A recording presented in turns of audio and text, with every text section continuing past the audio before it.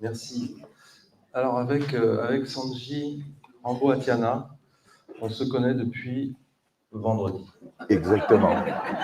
Donc, autant Mais dire qu'on a déjà intime, je suis rentré dans sa chambre à plusieurs reprises. par erreur. Il allait mettre son micro, il est rentré dans ma chambre par erreur. Il est pardonné. C'est bon, j'ai allumé. Voilà, donc comme je savais qu'il allait parler des dialogues avec l'ange, et que moi c'est un livre qui est important pour moi, je vous l'ai dit, il m'a proposé qu'on fasse un truc à deux, que ce soit un peu dynamique, et voilà, on va improviser une discussion tous les deux. Et enfin, c'est une forme, plutôt sous forme d'interview, hein, bien sûr, c'est lui qui va parler. Sanji, donc, il va nous parler des dialogues avec l'ange, ce livre dont j'ai ici l'édition de référence, au billet 1990. Et je voudrais savoir peut-être qui parmi vous l'a déjà lu. Ah, on est quand même, oui. Hein, un public de connaisseurs. Un public de connaisseurs. Donc je rappelle peut-être, je vais résumer peut-être rapidement le contexte. Donc c'est un livre qui n'a pas été écrit, mais qui a été transcrit, on peut dire. C'est une expérience qui s'est passée en Hongrie entre 1943 et 1944, donc en pleine Deuxième Guerre mondiale. 4 amis hongrois, dont 3 sont juifs et vont partir dans les camps et ne vont pas revenir. Et puis la quatrième, c'est Gita Malash. On dit Malash, c'est Malaz, bon voilà. En hongrois, c'est Malash. C'est ça. Et Gita a transcrit donc, ces dialogues qui étaient consignés dans des carnets, des petits cahiers.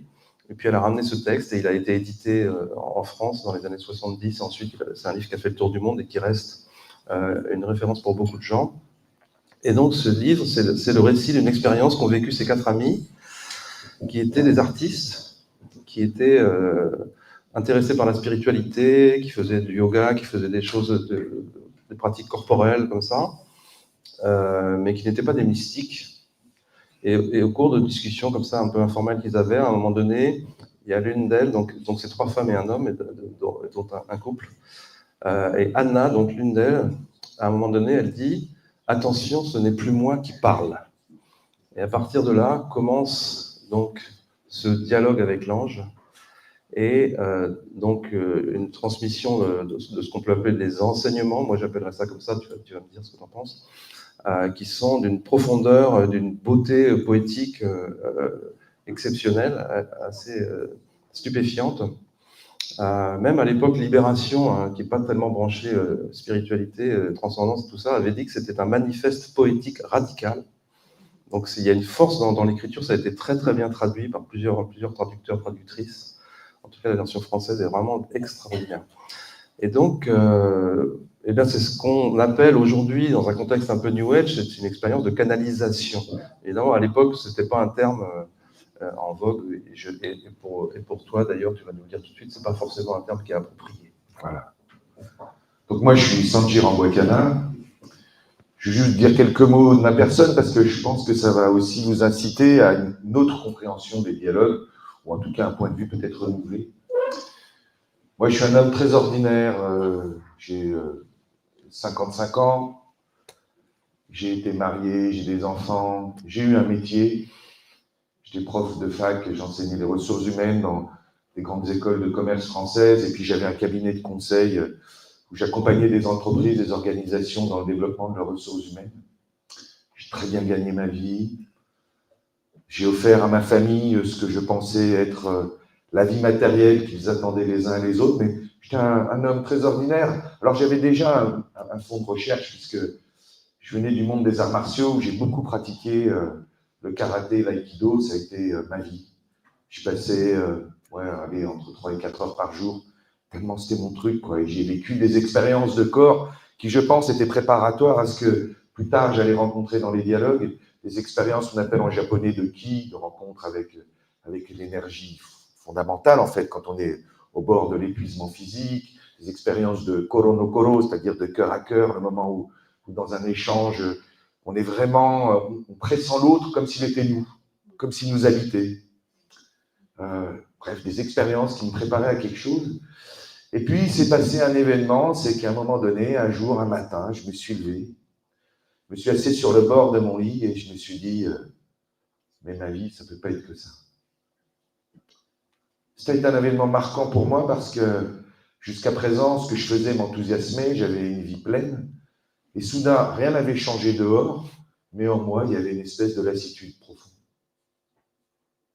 Alors, ce matin-là, j'ouvre mon agenda et je regarde, je me dis, tiens, peut-être demain, ce ne sera pas pareil qu'aujourd'hui, quoi. Je me dis, non, non, c'est le même emploi du temps. Peut-être ça change dehors, peut-être demain tu vas à Valence au lieu d'aller à Grenoble, mais profondément, tu fais la même chose. Je tourne encore la page et je tourne. Et à un moment donné, je me mets à pleurer sur moi-même. Je me dis, mais ma vie, en fait, fondamentalement, je mourrais là, ça changerait quoi? Rien. Peut-être mes enfants se souviendront de moi à 3-4 ans, mais ils finiront par m'oublier. Et soudain, j'étais devant, bien qu'ayant le sentiment d'avoir un emploi du temps plein, bien qu'ayant pas trop mal réussi, en étant quelqu'un dans la cité où j'y vais, en fait, fondamentalement, j'avais le sentiment que j'étais pas grand-chose. Et ça m'a mis dans un questionnement profond sur quel est le sens de ma vie. Et je me suis mis en quête. J'ai rencontré plusieurs mouvements, j'ai poursuivi ma recherche, et un jour, j'ai rencontré quelqu'un qui s'appelle Bernard Monteau, qui est un des héritiers des dialogues avec l'ange, qui a eu la particularité d'accompagner Gita dans les 7 dernières années de sa vie, de vivre avec elle au quotidien, de la fréquenter très étroitement. D'ailleurs, vous le connaissez peut-être parce qu'il a écrit un bouquin qui a eu pas mal de succès à l'époque, qui s'appelait César l'Enchanteur, puis César l'Éclaireur, qui est retranscrit de façon poétique, romanesque, la relation qu'il a entretenue en fait avec Gita. Et Gita a fait quelque chose d'important, elle lui a transmis une compréhension derrière les dialogues, en quoi ça percutait leur vie ordinaire d'hommes et de femmes, son propre parcours à elle dans les dialogues. Et puis, ce qui m'a paru très important, l'expérience que contient les dialogues. En fait. C'est là que je voulais en venir. Les dialogues, c'est une expérience qui nous est offerte à chacun d'entre nous, qui est l'expérience du dialogue avec notre ange. Il y a en nous des rêves qui ont été déposés bien au-delà de notre naissance. Dans le ventre de notre maman, depuis notre conception, nous avons vécu un amour extrêmement fort avec ce ventre qui nous a nourris, protégés, choyés, dorlotés, mais aussi avec le monde invisible. Et profondément, aucun d'entre nous n'avait envie de rejoindre cette terre, parce qu'on le sait tous, les humains sont des êtres souvent brutaux, violents. Et pour nous convaincre, la vie a déposé en nous un rêve d'accomplissement. La vie a un rêve pour chacun d'entre vous. Un rêve qui n'est pas déposé dans votre mémoire, dans votre tête, un rêve qui est déposé dans le fond de vos cellules, dans votre corps. Ce rêve, il est en nous. Et lorsque nous avons dû quitter ce ventre, parce qu'il devenait dangereux pour nous et nous dangereux pour lui, nous avons eu le sentiment de devoir abandonner ce rêve. Et ce rêve, il est au fond de nous. Et tout au cours de notre éducation, notre initiation à la condition humaine, je dirais, peu à peu, ce rêve s'est effacé pour que d'autres rêves s'interposent. Le rêve que notre mère a eu pour nous, le rêve que votre père a eu pour vous, le rêve que vos premiers amours ont eu pour vous. Et nous nous sommes conformés à ce rêve. Parce que c'est ce qu'il nous fallait pour trouver notre place dans notre famille, trouver notre place dans la société, trouver notre place avec nos amours. Nous nous sommes mis à ressembler à des personnages qu'au fond, profondément, nous ne sommes pas. Et nous avons accompli ces rêves. C'était ça qui m'avait guidé, je crois, jusqu'à ce moment où je me retrouve devant mon lit. Et soudain, parce qu'on est arrivé au bout des rêves que les autres ont eus pour nous, une grande nostalgie s'empare de nous. Une nostalgie de ce vieux rêve qui se réveille et qui dit « t'es bien plus que ça ». Sauf qu'on a tous un problème, c'est comment on va aller le chercher, ce rêve, et comment on va aller l'accomplir. Eh bien, je crois que tout ça est expliqué dans les dialogues avec l'ange. Les dialogues, en fait, c'est le moyen que nous avons de réveiller cette vieille mémoire cellulaire en nous, qui contient des connaissances sur tout. Mais surtout, la connaissance de qu'est-ce que chacun d'entre vous, chacun d'entre nous, est venu faire sur Terre. Et ça, on peut y réfléchir, on peut essayer de s'en souvenir. On ne s'en souviendra pas, en fait. Il faut rentrer dans un certain état, et c'est ça que tu appelais le channeling, dans un certain état de nous-mêmes pour que cette connaissance se redéverse entre nous, en nous. Et j'aimais bien parce que Bernard, il reprend souvent une des définitions de Gita sur l'ange, c'est votre conseiller secret. C'est cette petite voix qui parle au fond de notre cœur, là, et qu'on a parfois du mal à discerner avec les autres voix qui parlent en nous, les voix des rêves des autres sur nous. C'est un conseiller secret qui se tient à notre disposition quand on en a besoin. Et ce que racontait Jocelyn tout à l'heure est très vrai. Ces 4 jeunes gens, en fait, ils avaient un problème majeur. Ils se demandaient ce de quoi allait être fait leur vie dans ce monde de chaos. Et comme c'était des Juifs pour l'essentiel, ils sentaient planer autour d'eux l'ambiance de la mort. Et ça a réveillé en eux cette furieuse volonté de vivre. Et je crois que c'est ça qui les a mis en contact avec les dialogues. Mais on n'a pas besoin, chacun d'entre nous, d'attendre la guerre au dehors. Il y a déjà une guerre qui a lieu en nous. C'est je veux vivre ma vie, pas la vie que les autres ont rêvé pour moi, celle que l'ange, celle que Dieu, celle que l'univers veut que nous vivions. Parce que chacun d'entre nous, on a apporté un petit pas d'évolution sur Terre. Donc ce livre est un livre qui est à la fois un livre de connaissances, c'est ce que tu as dit, un livre d'enseignement, qui raconte l'histoire de l'évolution de la vie sur Terre pour que chacun d'entre nous se pose la question, et moi, c'est quoi le petit truc que j'ai à faire qui va permettre à la vie de durer, d'évoluer. Mais il est aussi un mode d'emploi, nous disons à chacun d'entre nous, regarde comment tu peux t'y prendre pour réveiller ce rêve d'évolution que la vie a déposé en toi, dont toi tu es le gardien et que tu dois rendre concret là, demain, auprès des hommes. Mais c'est aussi pour moi un livre qui décrit un style de vie du nouvel homme. Il y a l'ancien homme, dont Gita ne cesse de parler dans le livre, et le nouvel homme. Et le nouvel homme, c'est celui qui est guidé par son ange, guidé par son inspiration profonde. Non pas les voies de l'intelligence, celles du cœur, celles de l'inspiration, qui, elles, sont celles qui véhiculent ce rêve que la vie a pour nous. Voilà, moi, ce que je dirais un peu comme première définition des dialogues. C'est intéressant que tu commences à définir ce qu'est l'ange pour toi, parce que c'est une figure qu'on peut prendre au pied de la lettre, selon la tradition judéo-chrétienne, l'angéologie, tout ça. Donc on peut prendre plus comme une espèce de métaphore, c'est notre intuition, c'est notre soi. Certains vont dire c'est le soi jungien, d'autres vont dire c'est Atman dans l'hindouisme. On a plusieurs possibilités de penser l'ange. Comment tu le définis plus précisément? Est-ce que tu te réfères à l'imagerie judéo-chrétienne ou pas? Alors, dans l'imagerie judéo-chrétienne, il y a quelque chose de très vrai que tu as commencé à évoquer hier, qui est celui dans lequel nous allons rentrer aujourd'hui, enfin dans ce week-end, nous sommes dedans, qui s'appelle la Pentecôte. La Pentecôte, c'est la descente de l'Esprit Saint. La descente de l'Esprit Saint, c'est la descente de l'Esprit qui vient nous parler à nous. Et alors, ta vie, t'en fais quoi? De ce point de vue, oui, je pense que c'est la même chose. Parce qu'en fait, l'Esprit Saint s'est manifesté dans l'iconographie chrétienne beaucoup par la forme de l'ange. Mais c'était déjà comme ça dans l'iconographie hébraïque. Mais dans celle des Babyloniens aussi. Souvent, d'ailleurs, l'ange se manifeste par des rêves. Le prophète Daniel. Mais ce qu'il y a de plus moderne encore, je trouve, dans la version qu'a définie Gita, c'est un ange qui est le gardien d'un secret.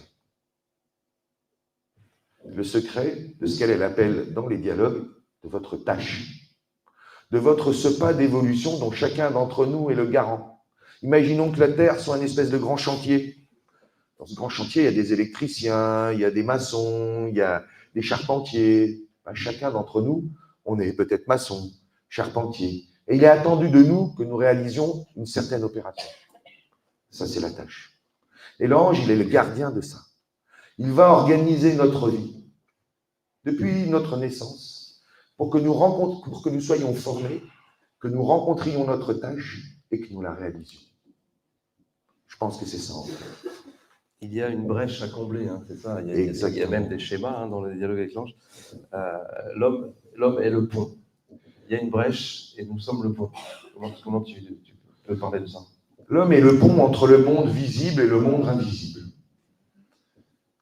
Tu as dit quelque chose, et j'aime bien d'ailleurs le titre de ce congrès, il s'appelle « Science et conscience ». La science, c'est l'observation, l'exploration du monde visible. On en déduit des lois, on peut agir dessus. Mais il existe un autre monde qui échappe encore à notre regard. Je dis bien encore parce que demain, peut-être, dans des générations à venir, ils pourront le voir peut-être plus clairement. Ce monde invisible est appelé à s'incarner. Et il est appelé à s'incarner d'abord dans l'homme.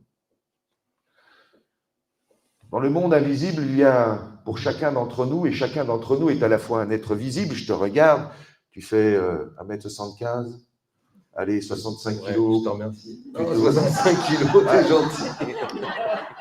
Plutôt beau gosse. T'es pas mal non plus. Je n'osais pas le dire. C'est ça, c'est sa partie visible, tu vois. Tu as des lunettes, des cheveux poivre et sel qui charment les dames. C'est sa partie visible. Mais au fond de toi, il y a autre chose. Il y a toute une partie invisible, en fait, qui sont tes humeurs, qui sont tes sentiments, tes émotions. Cette partie-là, c'est notre partie invisible. Et dans cette partie invisible est contenu ce rêve profond. Ton job à toi en tant qu'humain, et c'est en ça que nous sommes bons, c'est de faire apparaître au monde ce rêve. Parce que ce rêve, en fait, va être le petit pas d'évolution que si nous mettons dehors, les générations derrière nous n'auront plus à faire. Mais à leur tour, elles auront un rêve qui va conduire peu à peu l'homme à se réunir dans ce magnifique schéma avec l'ange. Je pense pas qu'on puisse le voir. L'ange, c'est une dimension invisible, mais elle est appelée à devenir visible.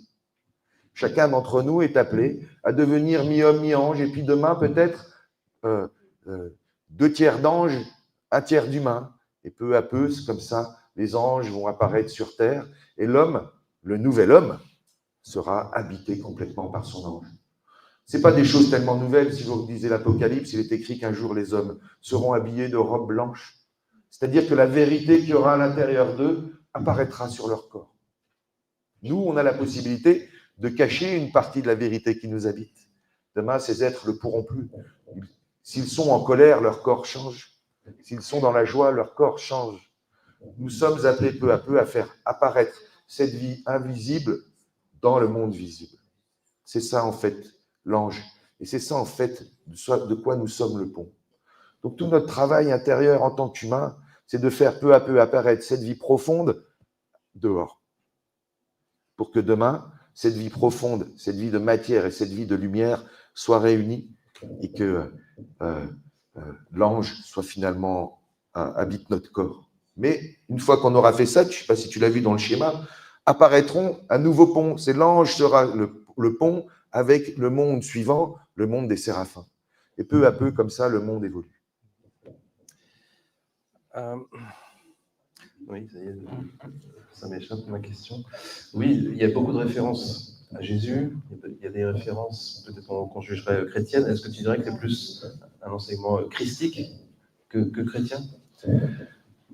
Hier, tu as dit quelque chose, tu as dit la spiritualité du XXIe siècle sera une spiritualité adogmatique. Adogmatique, oui. Sans dogme. Sans dogme, mais pleine d'expérience. Sans dogme, mais pleine d'expérience. Je pense que c'est une spiritualité christique parce qu'elle met le focus sur l'expérience. Nous pouvons lire les évangiles, les comprendre, mais je ne crois pas que ce soit ça que Jésus attend. Jésus attend sans doute que nous essayions de l'imiter dans notre intériorité, avoir un cœur aussi pur que le sien, sentant la souffrance d'autrui comme il la sentait, capable d'agir dans ses actes sur l'intérieur d'autrui pour le tourner vers la joie. Jésus, c'est une figure que chacun d'entre nous est peu à peu appelé à devenir. D'ailleurs, c'est dit dans les textes. Un jour, le Christ reviendra. Il ne reviendra pas comme ça, il reviendra dans chacun d'entre nous. C'est ça, le pont dont tu parlais. Donc oui, c'est une sensibilité christique, non pas dans le sens du dogme chrétien, mais dans l'épouse le mariage avec l'expérience du Christ. La hiérogamie, le mariage sacré. Hein. Le pont, c'est le pont de l'Ascension. Exactement. Le pont de la Pentecôte. Okay.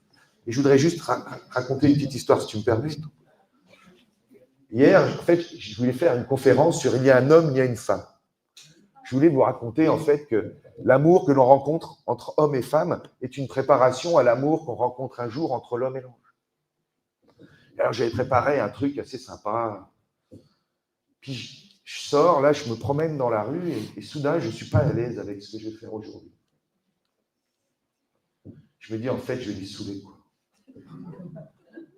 Et en fait, je vous imagine, avec ce regard de désintérêt que j'ai déjà rencontré il y a quelque temps dans mon histoire. Et tout d'un coup, je me dis, c'est pas ça ce que je dois faire. Et je me confie à mon ange. Je dis, mon ange, là, tu vois, j'ai l'impression que tout ce que je vais dire va être très intelligent, mais assez peu intéressant. Et là, tu vois, tout seul, là, je ne crois pas que je sois capable d'intéresser les gens à ce que tu as à dire. Parce que ce que Sanji a à dire, ce n'est pas très intéressant. Ce qui est intéressant, c'est ce que lui, il a à vous dire. Et je suis là, je me présente devant lui, dans mon creux, dans mon vide. Je suis vide d'idées, moi, en fait. Mon cœur, ma tête est pleine d'idées, mais en vérité, mon cœur est vide de vérité. Et j'ai besoin de toi. Montre-moi comment tu veux que je parle de toi. Et je me promène là. Et il a raison, on s'est rencontrés vendredi. Et j'avais senti son amour pour les dialogues. Et arrivé au sommet de la rue, me revient en esprit une image de lui, où on était sur la terrasse, et il dit quelque chose et je le vois. Et là, je crois que c'est la réponse de mon ange. Parce que l'ange, il a une particularité, il ne parle pas en mots, il nous parle en images inspirées. Ça, c'était ma partie féminine, en fait. Je venais de m'ouvrir à lui, de dire, voilà qui je suis dans mon vide, remplis-moi. Et il m'a rempli d'une image. Il me revient à moi après de traduire et de me dire, mais maintenant, qu'est-ce que je fais avec cette image? Qu'est-ce que tu veux de moi, en fait? Pourquoi tu montes ça? Et je continue de marcher, je me dis, mais en fait, ce qui rendrait le truc vivant, c'est qu'en fait, lui et moi, on est un échange. Et de là, je lui propose. Je ne dirais pas que c'est une idée de Sanji, ça. C'est une idée de l'ange qui l'a inspiré. C'était ma petite Pentecôte ordinaire de l'instant. Mais chacun d'entre nous, on est appelé à ça. Si on est capable de dire, voilà mon ange, ma souffrance d'homme, ma limite d'homme, mon creux d'homme, remplis-moi de ta parole, remplis-moi, envoie-moi des images pour que je sache ce que j'ai à faire. Après, nous avons tout un travail, nous, humains, de faire descendre cette image inspirée dans un acte intelligent. Ça, c'est notre job. C'est pour ça qu'on est un pont. Contact avec l'invisible, mais nous, notre travail à nous d'humains, c'est de le rendre visible, de le rendre concret, de le rendre ordinaire. Nous sommes donc devant un truc qui s'appelle, dans le bouquin, tu verras, c'est souvent dit, le plan et le programme. Nous, on programme tout avec notre tête. Lui, il n'arrête pas d'interférer dans notre programme avec des activités disruptives pour qu'on se rappelle sa présence et qu'on soit rappelé au plan. Il y a beaucoup de phrases, moi, qui me reviennent souvent dans ce livre, mais il y en a une en particulier que je cite un peu à tout bout de champ. Cette phrase, elle dit « La lumière ne naît pas des ténèbres, mais les ténèbres meurent de la lumière. » Et je me réfère beaucoup à cette phrase pour dire aux gens que se focaliser sur ce qui est noir, sur ce qui va mal, sur l'ombre, et ne voir que ça, c'est passer à côté de la tâche, pour le coup. Parce que si vient la lumière, l'ombre disparaît d'elle-même. Donc il n'y a pas à se concentrer sur l'ombre. Il faut être conscient de l'ombre, des ténèbres, il faut être conscient de ça, bien sûr. Il ne s'agit pas de nier cette réalité-là. Mais simplement, en amenant la lumière, on fait disparaître cette ombre-là. Je pense que c'est vraiment un message universel dans le temps, dans l'espace, c'est pour nous tous, tout le temps, ici et maintenant. Je vais rebondir sur ce que tu as dit avec une autre citation. Et je vais essayer de donner un peu le sens de ce que tu dis. Dans le bouquin, il y a écrit « La joie est l'air du monde nouveau ». On ne parle pas de la joie telle que l'ego le vit. Tu sais, cette espèce d'exubérance joyeuse, faite de rire excessif. La joie dont il parle, c'est la vraie joie, c'est la joie profonde, la joie indépendante des circonstances extérieures. Et en fait, à chaque fois que nous sommes tristes, c'est qu'il nous manque la joie. Donc, il nous est demandé d'apercevoir ce qui nous rend triste et de dire à notre ange, voilà, en fait, c'est ça mon problème. Montre-moi comment me remplir de joie. C'est ce que tu dis, en fait. Et parce que la joie arrive en nous, la tristesse se dissipe. En fait, nous avons un voyage à faire de « voici mes ténèbres, mets-y de la lumière ». Alors, parce qu'il met de la lumière, les ténèbres se dissipent. Mais l'homme est en partie ténèbres. Et ce qui va faire notre lien avec notre ange, c'est de lui dire, de lui confesser, de lui confier, comme un amour, vous voyez. Souvent, allez, tu es avec ta femme, là, tu n'es pas bien, tu as envie qu'on te prenne un peu sur tu vois, qu'elle te prenne un peu sur ton épaule et qu'elle ait un geste de tendresse pour toi, tu vois. Et tu lui dis, mais je ne suis pas bien de ça, en fait, moi. Et là, soudain, elle te prend sur ton épaule, puis elle va dire 2-3 mots qui t'égayent le cœur. Eh bien, l'ange, c'est pareil. L'ange, c'est notre conjoint de lumière. C'est notre pareil de lumière, disait Gita. Moi, je dis que c'est un conjoint qui vit avec nous et qui ne peut se tourner vers nous que si on lui dit « Regarde, regarde comment je suis », en baissant la tête, en toute humilité, en lui disant « J'ai besoin de toi ». Si on dit à quelqu'un, si on dit à son épouse, sa compagne « J'ai besoin de toi », tout d'un coup, on lui donne vie à nos côtés. Si on passe à côté, disant « Je vais me débrouiller tout seul tout le temps », finalement, on lui enlève la vie. Je dirais que nous avons une responsabilité vis-à-vis de notre ange. Notre ange, c'est de lui donner une existence en lui disant « Voilà où je suis vide, remplis-moi. Voilà où je suis plein de ténèbres, remplis-moi de ta lumière. » Et alors, parce qu'il fait ça, eh bien, peu à peu, il existe de façon de plus en plus dense autour de nous, et puis un jour, il vit de façon dense à l'intérieur de nous. Ça, c'est le moment où on rentre dans sa tâche. Entre nous et l'ange, il n'y a plus de distinction, peu à peu, l'espace se réduit. Qu'est-ce qui fait la réduction de l'espace? C'est ce que tu as dit tout à l'heure. Je suis ténèbres, remplis-moi de ta lumière. Parce que sans toi, je suis que la moitié de moi. Pour que l'ange descende vers nous, il faut que nous nous élevions vers lui. On doit se tenir au sommet de soi-même. Ça, c'est quand même quelque chose qui demande un certain effort, une éthique, tout un tas de choses. Il ne s'agit pas d'être passif, on ne peut pas se contenter d'attendre que ça vienne. On doit s'élever par l'effort. L'effort que nous avons à faire, c'est un effort de vérité.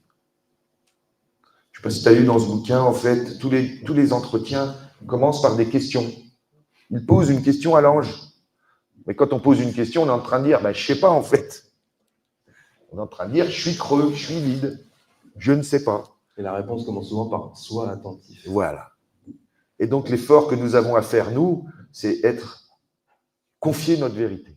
Voilà qui je suis, voilà où je suis creux, et voilà la question que j'ai à te poser. Sans question, l'ange n'apparaît pas. Pour ça que Gita, elle était assez virulente sur le fait que, et Bernard l'est aussi, sur le fait que l'ange, ce n'est pas pour garer notre voiture. L'ange, ce n'est pas pour qu'on trouve une place de parking. Ça rend service. Ouais, c'est ça. C'est ça. L'ange, c'est pour nous dire, là, c'est là ta direction, c'est là ta voie. Et tant que tu es dans la joie, c'est que je suis à côté de toi. Quand tu es repris par la tristesse, c'est qu'on est à nouveau séparés. Repose-moi une question, parce que moi, j'ai envie d'être avec toi. Et oui, donc l'effort de vérité, être au sommet de soi, c'est pouvoir dire sans phare, sans retenue, sans souci de plaire à l'autre. Voilà qui je suis en vérité. Et j'aime bien parce qu'il y a quelque chose qui, moi, me paraît être une expérience, tu sais, assez proche de ça. C'est toute expérience tu vois, quand on rentre en intimité avec quelqu'un, quand on est dans une expérience charnelle et qu'on peut montrer qui on est en vérité. L'ange, c'est pareil, c'est faire l'amour, en fait. Dialoguer avec lui. C'est lui dire, je te montre qui je suis pour de vrai. J'ai rien à te cacher, moi. Alors là, il peut venir. C'est ça, être au sommet de soi. Se montrer sans phare. Dans une forme de pureté originelle, une nullité, voilà. Ouais, je crois que c'est ça. D'accord. Moi, il y a des choses qui m'inspirent aussi beaucoup. Il y en a énormément, bien sûr. Parmi celles que je retiens, j'en ai parlé un petit peu hier dans ma conférence pour ceux qui étaient là, c'est la notion d'importance de la personne, de l'individu, en fait, parce que il me semble qu'il y a des contresens autour de cette notion, notamment dans les spiritualités d'Inde. les gens qui recherchent l'éveil, dans l'Advaita Vedanta, dans toutes ces traditions non-duelles, etc., on dit il faut que l'ego disparaisse, il faut tuer l'ego, il faut que la personne s'efface. Et effectivement, quand on vit des expériences comme ça, un peu transcendantes, la personne disparaît d'une certaine manière. Mais il y a des gens qui sont dans cette quête voilà, de dépasser la personne. Et dans ce livre-là, il y a des pages très fortes sur la notion d'individualité et sur le fait que la personne, donc ça passe par le corps aussi, la personne est un trésor. Et que notre expérience, elle passe par cette incarnation, par cette matérialité-là, et qu'on doit embrasser ça pleinement. Est-ce que tu ne vois pas une réponse justement à peut-être une interprétation trop générale de ces spiritualités indiennes? Hier, tu as dit quelque chose de très intéressant. Tu as dit, en fait, nous sommes aussi des égaux. C'est vrai, nous sommes des égaux. L'homme est un égo. Tous les hommes sont des égaux. Le dépassement de l'homme, c'est être un égo plus quelque chose. L'ego, c'est quoi? L'ego, c'est ce qui pense être au centre du monde. Et comment on est au centre du monde? On est au centre du monde par quelque chose que j'ai à peine effleuré tout à l'heure. C'est nous sommes tous venus d'un ventre qui nous a aimés à l'infini. Nous avons vécu une communion amoureuse originelle. Depuis lors, nous avons été obligés de quitter ce ventre. Nous avons le sentiment, et nous avons au fond de nous, un désir profond de retrouver cette communion amoureuse. Tous. C'est ce qui nous fait aimer une femme, aimer un homme, aimer nos enfants. On veut cette communion. Mais on a tous le sentiment que cette communion divine que nous avons rencontrée dans le ventre ne peut être égalée par aucune communion humaine. Donc, l'ego, c'est un truc qui a mal de mal être aimé. Et qui n'attend qu'une seule chose, c'est que les autres lui apportent l'amour qui lui manque. Prendre soin de son ego, c'est ce que veut souligner Jocelyn, c'est nous avons d'abord à faire une première chose, c'est à essayer de nous donner d'abord à nous-mêmes l'amour qu'il nous manque. J'aime bien, parce que Bernard, il appelle ça le tout premier amour. C'est ce que l'ange veut dire en disant, il faut d'abord que tu prennes soin de ta personne. Nous, on est toujours en train de dire, ouais, mais moi, je ne suis pas assez aimé parce que je suis trop con. Je ne suis pas assez aimé parce que je suis trop laid. Je ne suis pas assez aimé parce que je suis trop comme ci, pas assez comme ça. Nous avons une espèce de jugement en permanence qui pointe le doigt sur nous en disant, t'as vu, t'es pas assez bien pour être aimé. Mais ça, c'est les résurgences de notre histoire. C'est les résurgences de comment notre mère, notre père, nos premiers amours nous ont aimés. Et nous, on en aimerait bien que les autres, ils nous aiment. Là, on n'arrive pas bien à s'aimer. Mais l'ange, en fait, il est là pour une chose importante, c'est il est là pour que vous appreniez à vous parler avec amour dans les endroits où vous avez été blessé. C'est ça, prendre soin. Donc l'ange, c'est un truc qui n'apparaît que lorsque nous sommes au bout de tout l'amour humain et l'amour que nous sommes capables de nous donner. Il n'apparaîtra pas avant. Prendre soin de soi, c'est ça. Lui apparaîtra pour venir compléter cet amour. Je vais vous donner un exemple. Je me vois, ça fait nos 25 ans de mariage avec mon épouse à l'époque, et je suis allé acheter un billet d'avion pour l'emmener en Hongrie. Et ma femme, elle était étrangère, elle est malgache. Pour l'emmener en Hongrie, passer Noël, tu vois. Tu sais, dans les bains, là, les bains d'eau chaude, j'avais vu ça à la télé, je me suis dit, oh, c'est super ça. Donc j'emmène ce billet d'avion et ce voyage, ce billet d'avion et les brochures pour l'hôtel et les visites qu'on va faire. Et donc on est à table, au milieu du repas, au resto, tu vois, machin, puis champagne, tout le truc, bien se faire voir, racheter les miles des absences en fait et de tous les reproches de l'année. Et hop, je lui donne le billet. Alors elle prend le billet, elle regarde à peine, elle le met sur le côté. Et ça me met en colère, quoi. Je me dis, enfin, tout l'effort que tu viens de faire, et même pas elle te regarde, genre, même pas elle te donne l'amour que tu mériterais, quoi. Et là, je monte en colère, quoi. Je dis, ah non, mais là, ça le fait pas, quoi. Et là, je me souviens des dialogues avec l'ange. Les dialogues, ça commence toujours par un instant de silence. Je me dis, oula, là, t'es pris, il faut que tu fasses quelque chose, il faut que tu trouves le silence. Il se passe quelque chose. La souffrance, le ténèbre était là, quoi, tu vois. Ça devait être un instant de joie, c'est en train de se transformer en un instant de guerre. Je me dis, il y a un truc qui ne va pas, quoi. Donc, je vais dans mon endroit préféré. Je dis, écoute, je vais aux toilettes. Parce qu'aux toilettes, on est sûr, jamais personne vient nous embêter. C'est toujours silencieux. Et là, je me plonge dans moi. Je me dis, qu'est-ce qui se passe, en fait, en toi, Sandy, là? Et je suis en train de m'apercevoir qu'en fait, je suis super déçu, quoi. Moi, je voulais, en fait, que ça l'égaye, que ça la sorte de son ordinaire, en fait, que ça lui remette un sourire. Mais c'est pas ça que j'ai. Mais en fait, ce sourire, Sanji, tu le ferais vraiment pour elle? Ou tu veux juste qu'elle te sourie pour te dire « Ah, mais t'es un bon mari ». Ça, c'est l'ego. L'ego, il fait semblant d'être gentil, mais en vérité, c'est pour lui qu'il veut. Et soudain, me revient en mémoire une situation exactement similaire où je suis avec ma mère. Je dois avoir 4-5 ans. Moi, je suis un enfant d'un mariage mixte. Mon père est malgache, donc de couleur, et ma mère, elle vient d'un milieu du sud-ouest, très de la noblesse, en fait, terrienne. Donc, t'imagines à l'époque. Et ma grand-mère, à l'époque, j'ai 5 ans, mon arrière-grand-mère qui vit encore a une centaine d'années. Donc, elle a connu la colonie. Vous vous souvenez, l'instant où on considérait les indigènes comme des êtres inférieurs, en fait. Et sa petite fille, elle lui ramène un mari noir et 2 négrillons, ma sœur et moi. Et ma mère, elle va en vacances là-bas, elle nous emmène, c'est notre première année où on est en France, et je vois ma mère d'une tristesse incroyable. Et je me dis, je vais lui acheter un mouchoir en dentelle, je vais lui donner, et ça va la rendre heureuse, genre. Donc le petit garçon, il prend ses petites pièces d'argent de jaune à l'époque, là, les centimes, il va à la mercerie, il achète un beau mouchoir brodé, il ramène tout, il donne à sa mère. Et sa mère, elle prend le mouchoir, elle le prend, elle le met à côté. Pareil que ma femme. Ah, mais ça me rend dingue, là, tu vois. Ah, c'est nana, quoi. Ouais, tu vois le genre. Il y a un homme, il y a une femme, peut-être, il vaut mieux qu'on reste qu'entre hommes, tu vois. Et là, je suis fou de colère, quoi. En fait, je suis fou de tristesse, parce qu'à ce moment-là, le petit garçon, il est super triste. Ben, l'homme d'aujourd'hui, là, qui est au resto avec sa femme, il a la même tristesse. Et là, soudain, je m'aperçois de quelque chose, c'est, en fait, ma mère, c'est pas qu'elle voit pas le mouchoir, c'est elle est préoccupée à l'infini par l'arrivée de mon père et des réactions de sa famille. Et soudain, je suis pris d'un amour pour ma mère et d'un amour pour le petit garçon qui a tellement aimé sa maman que ça me bouleverse. Ça y est, je suis au sommet de moi-même.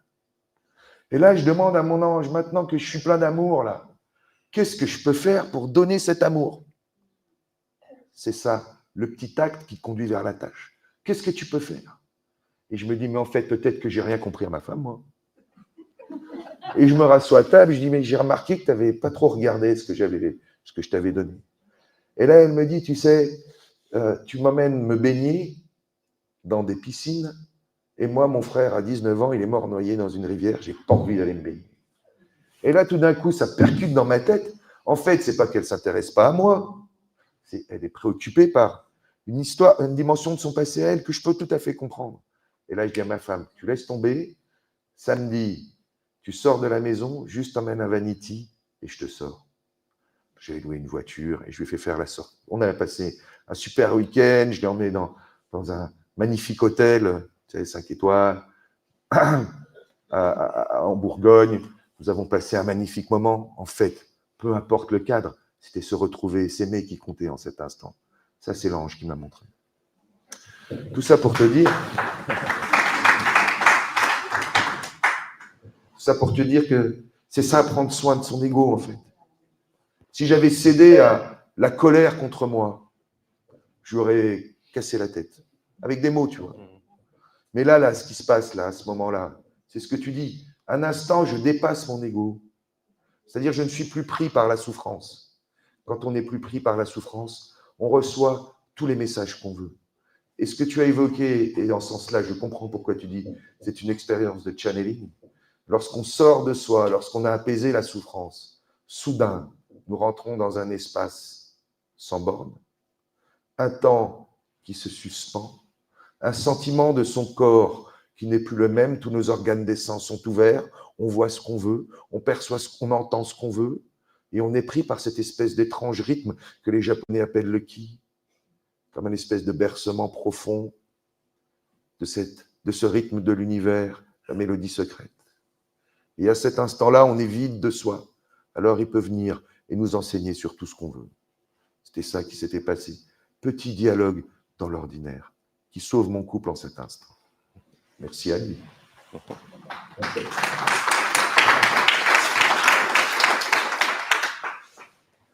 C'est passé très très vite hein, cet entretien. Dans cette édition, il y a un index, hein, ça c'est super pratique, parce qu'il n'y a pas le mot égo. Ouais. Il y a en revanche une référence, une occurrence sur égoïsme. Oui, alors en fait, c'est parce que l'homme plein d'ego, c'est l'homme avec un petit h. Et l'homme qui est au-delà de l'ego, ce que Gita appelait le jeu, c'est-à-dire l'homme qui, au lieu de... Parce que là, ce que tu es en train de souligner, qui est très important, c'est l'homme pris par l'ego, lui, veut l'amour des autres. Mais l'homme habité par son ange, c'est l'inverse. C'est ce que j'essayais de dire tout à l'heure, je ne suis pas allé au bout. C'est l'homme qui veut donner l'amour, qui, à lui, souffre d'autre chose, et il a l'impression de jamais assez bien aimer. Ça, c'est l'homme nouveau, l'homme avec un grand H, l'homme sans ego. Magnifique. Et donc, il y a une occurrence sur égoïsme, simplement, dans le livre. Et c'est un entretien avec Lily. Et elle pose la question, elle dit, d'où vient l'égoïsme? Et bien sûr, la réponse est de lui, tout vient de lui. Sachant que lui, en fait, dans la version originale, c'est lui, elle. Hein, il faut elle, lui, comme je l'ai dit hier. Donc Lily dit, comment est-ce possible? Alors, la réponse est, l'égoïsme est poids, sa main gauche. Poids pour l'homme, mais pour l'animal, moyen de s'élever. Parce que les animaux, effectivement, n'ont pas d'individualité. Ils sont dans un esprit collectif, on dit chez les chamans aussi. Ils sont dans ce que nous on appelle le nous, tu vois. C'est ça. Et en fait, le chien, il est fasciné par cette main qui est. Il est fasciné, le chien, qu'on lui donne un prénom, parce que c'est un début d'ego. Un début. Donc, la suite de l'animal, c'est l'entrée dans l'ego. C'est ça, dans l'individualité. Dans l'individualité. Et est-ce que tu serais d'accord avec cette phrase qui dit que l'ego doit être le serviteur et non le maître? Ça, c'est quelque chose qu'on trouve dans l'hindouisme. Oui, l'ego, il est le serviteur parce qu'il est la forme d'intelligence. Il est notre intelligence. Il est notre façon d'adapter ce qui arrive depuis l'inspiration, depuis ce qui arrive du monde de l'ange au monde des hommes. Donc, il est le serviteur.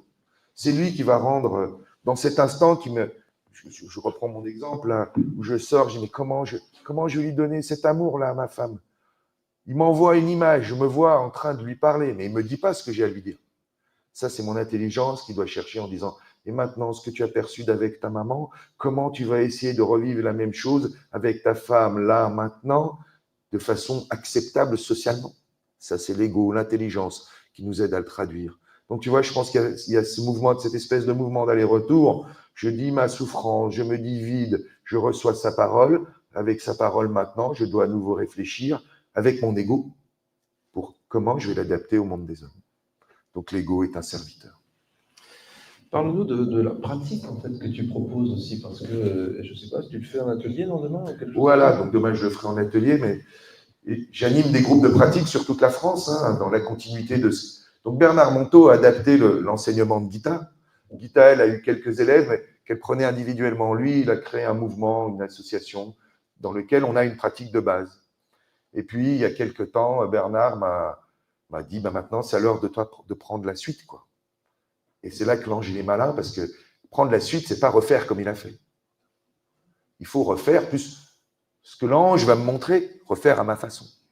Et donc, effectivement, tu as raison, nous avons créé une pratique qui va vous faire cette expérience, c'est-à-dire comment je sors de moi et qu'est-ce que l'ange a à me dire. C'est une pratique que nous avons fait à base de corps, en fait, parce que la mémoire de ce qui est au-delà de l'ego, de ce rêve que la vie a pour nous, est corporel.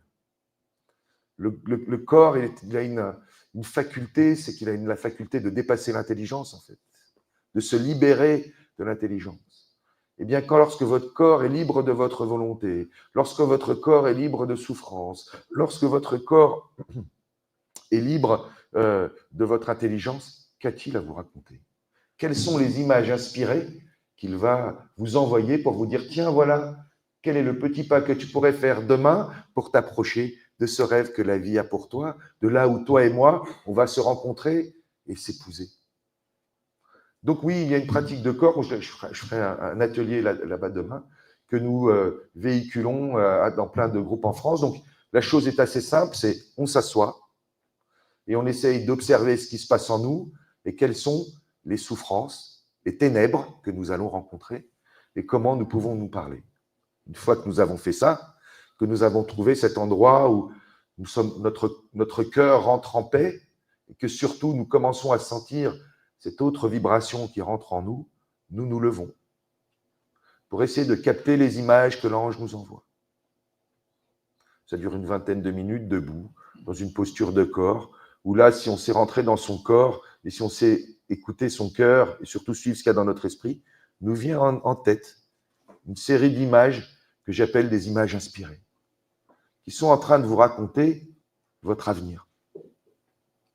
Et comme l'ange y parle toujours de façon cryptée, il est consacré une vingtaine de minutes après, un temps pour essayer de traduire pour soi, selon une modalité inspirée des dialogues, ces images pour nous, pour que chacun puisse partir à l'issue de ce temps de pratique avec un acte pour sa vie qui va lui permettre d'incarner cette beauté, cet avenir qu'il a aperçu pour lui, c'est-à-dire un instant, une goutte de ce rêve que la vie a pour nous.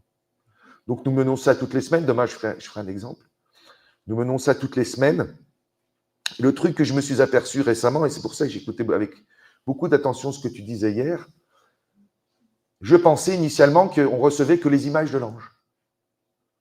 Mais depuis 1 an, 2 ans que je travaille sur cette technique, je me suis aperçu qu'en fait, on peut recevoir des images de où on veut. On peut recevoir des images de l'autre, aussi vraies et de façon aussi pure que nous recevons des images pour nous. Ça, c'est ce qu'on appelle la pratique à deux, en fait.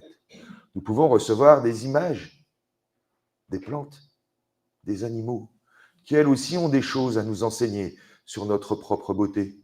Un animal, c'est toujours un maître d'un organe des sens. Il va nous enseigner comment passer de l'oreille humaine à l'oreille surhumaine, celle qui entend au-delà juste des sons habituels.